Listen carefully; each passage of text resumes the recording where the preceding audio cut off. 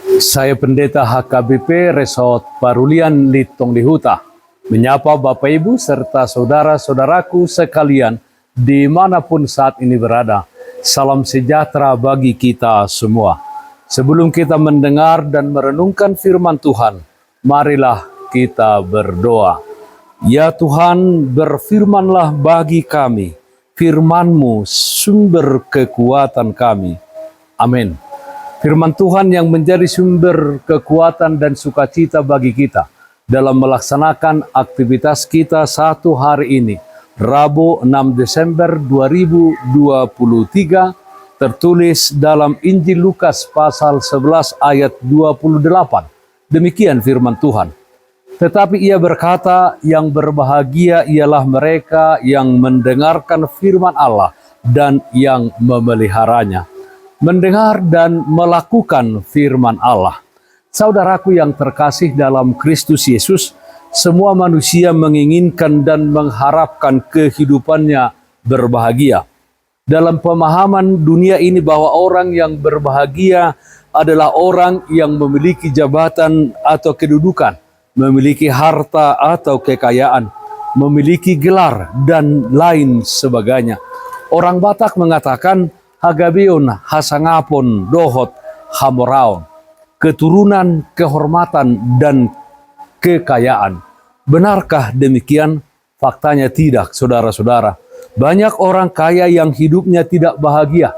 Jabatan atau kuasa bahkan keturunan juga tidak memberi jaminan bagi seseorang pasti berbahagia.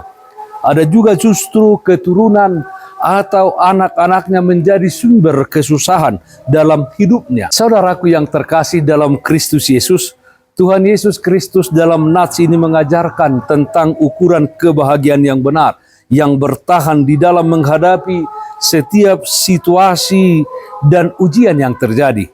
Ukuran kebahagiaan yang disebutkan Yesus Kristus adalah mendengar dan memelihara atau melakukan firman Allah.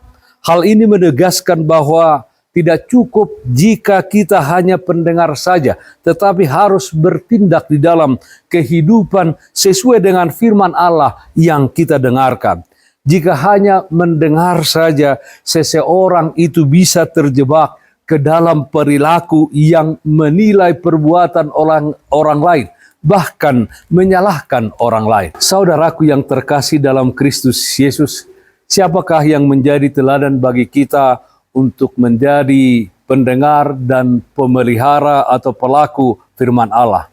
Tentu saja Yesus Kristus, Raja Gereja tersebut. Apa yang difirmankannya, apa yang diajarkannya, Yesus Kristus juga melakukannya di dalam kehidupannya selama di dunia ini. Firman dan perbuatannya adalah satu kesatuan.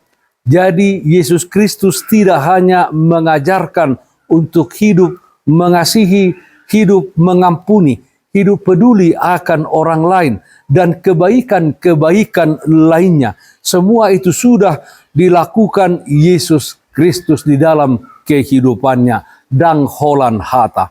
Oleh karena itu, pakailah pendengaran kita mendengarkan firman Tuhan, dan seluruh aktivitas kita hidup kita untuk melakukan firman Tuhan. Berikan diri kita, tindak tanduk kita, dan perbuatan kita dituntun oleh firman Tuhan.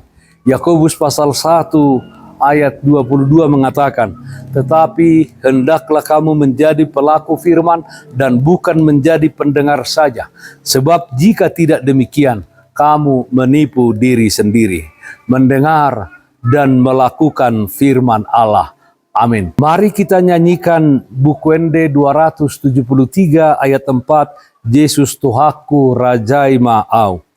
Namar hapo santu Jesus tahe, sai namar tua ibana mose, namar sigatung tu Jesus tutu, jala marohana bonar burju, sonang ibana di portibion, sonang nang sogot di surga tongon. Marilah kita berdoa.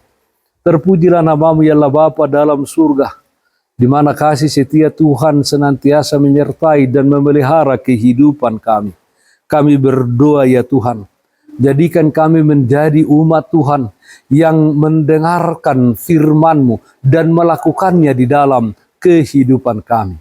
Kami menjadi orang-orang yang mengasihi sesama kami. Kami menjadi saluran berkat Tuhan bagi siapapun di tengah-tengah dunia ini. Kami berdoa yang sakit Tuhan berikan kesembuhan, yang berduka Tuhan berikan penghiburan. Di dalam satu hari ini, kami serahkan seluruh aktivitas kami hanya ke dalam tangan pengasihan-Mu. Dalam nama anak-Mu Tuhan Yesus Kristus kami berdoa, terpujilah namamu.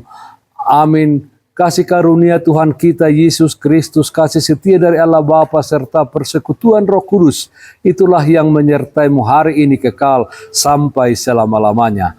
Amin. Bapak Ibu saudara-saudaraku yang terkasih, taatlah akan protokol kesehatan. Jagalah kesehatan jasmanimu, terlebih kesehatan rohanimu. Bersihkan hatimu, cintai dan kasihilah sesamamu.